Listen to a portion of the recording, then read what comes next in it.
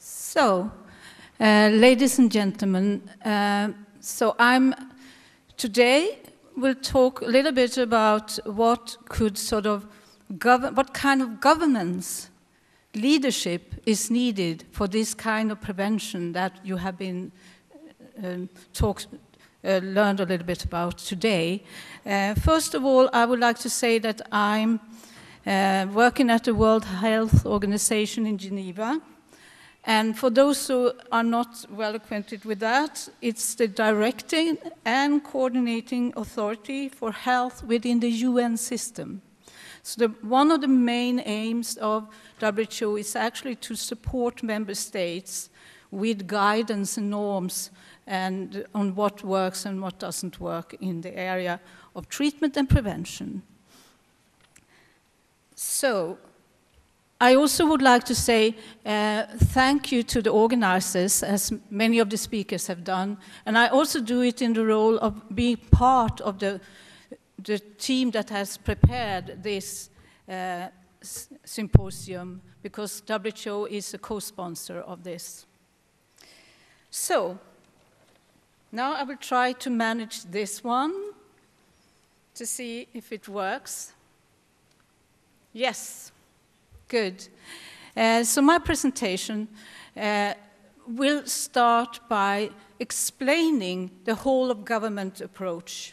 Because if prevention should work, this kind of very comprehensive prevention, it's also need a structure that would support prevention. And I will also talk about why this approach is recommended, especially when it comes to prevention. And I will finalize with a few of key messages. In a way, summarize several of the things you already heard, but as the last speaker, I will try to sort of bind it all together. So, whole of government approach on prevention. I've listened to some of the presentation on what you're trying to build in Turkey this morning. And I would say that much of what you are doing in your strategy is actually building on a whole of government approach. And it represents a shift from individual to social responsibility.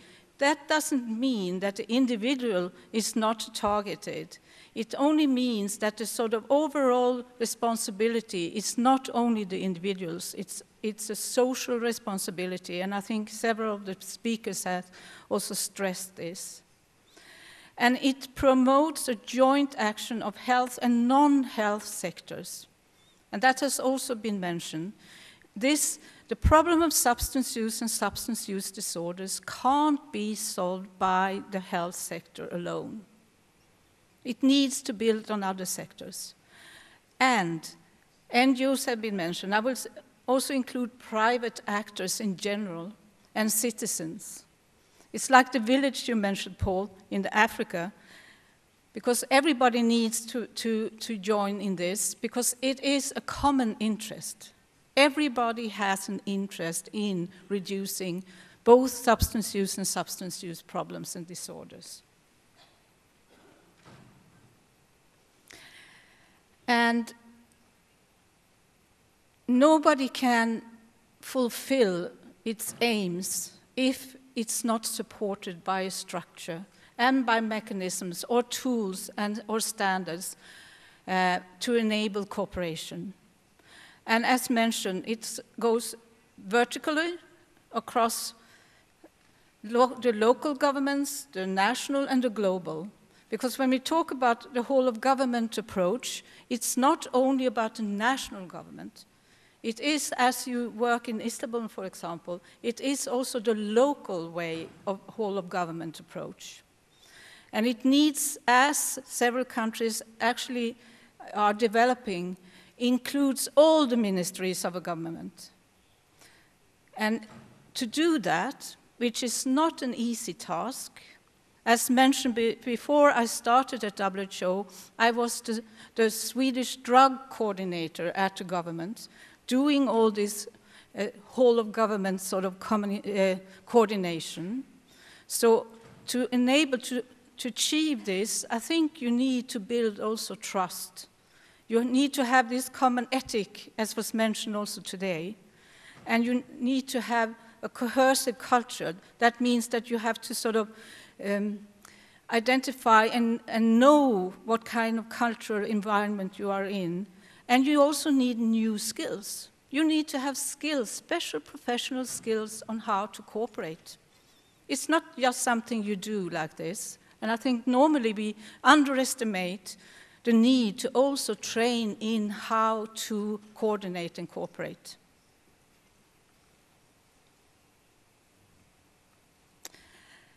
And that is why it's so well suited for addressing the complex drug policy issues. And this is really the case in universal prevention, as we heard so much about today. And it facilitates the creation of a strategic central unit that will focus on, as mentioned, national common goals that everybody agrees upon, because it's a long process that needs involvement of everybody to adopt and agree on the common goals. A strategy, you need a budget. We haven't talked that much about financing and money, but to do this, you also need a budget and coordination, and you need monitoring and evaluation, as been mentioned before.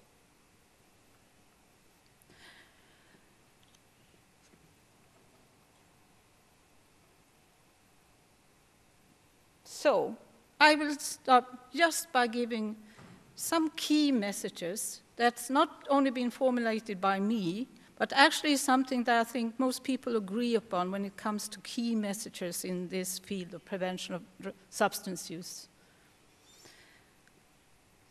Drug use and drug use disorders, or substance use disorders, are preventable.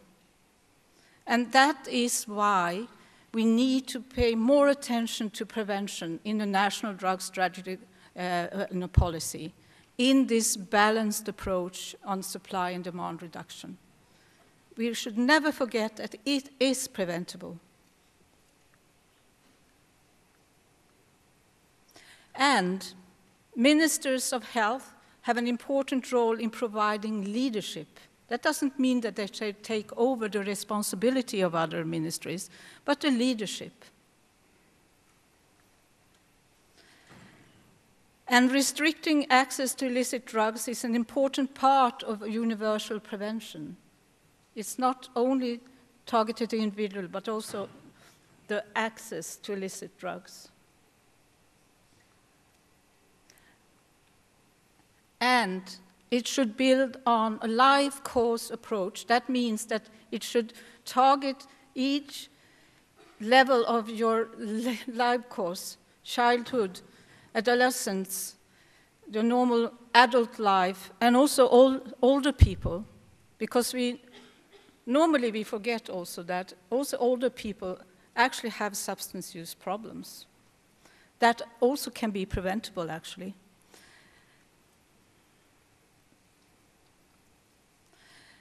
But of course, interventions in early life offers the best chance of primary prevention, to start early. We have talked about already in the kindergarten, as you can say, already when a mother and father are expecting their child, you should start thinking of what is the best environment to grow up, to make people live in an environment and develop their skills and their positive targets, as was mentioned here also, so that they actually can manage their own life in a good way and also to avoid substance use. And of course, it's a multi-sectoral action and partnerships that are required to build this supportive and enable environment in which families and individuals can live healthy lives, as mentioned. And early identification and effective management are also key to ensuring that people receive the support and care they need. There need to be links between primary prevention to know what is needed and what is possible to link the person to early intervention, and then, if that is not enough, also to treatment. You have to remove the barriers between prevention, early interventions and treatment, and rehabilitation, because it's the person goes through all of these stages. And of course, this has been mentioned, counter risk factor and promote factors that protect people from. And of course, as also mentioned, we need to learn from research and all the sort of practice that's ongoing now, that we select the ones that are being effective. But we shouldn't forget that empowering people and communities is critical for effective prevention and control of drug use. You need to mobilize and empower the people around you. And you also need to focus on those who need you the most, the poor, or the ones that are exposed the most, because they would otherwise be marginalized, and that is, otherwise it is required to reduce the burden of drug use and disorders at all levels. So this is actually what I would like to have as the key messages. And to sum up, I just want to show you a picture from Switzerland where I live. Before having lunch, you need to see a beautiful picture, because life is also beautiful. Thank you.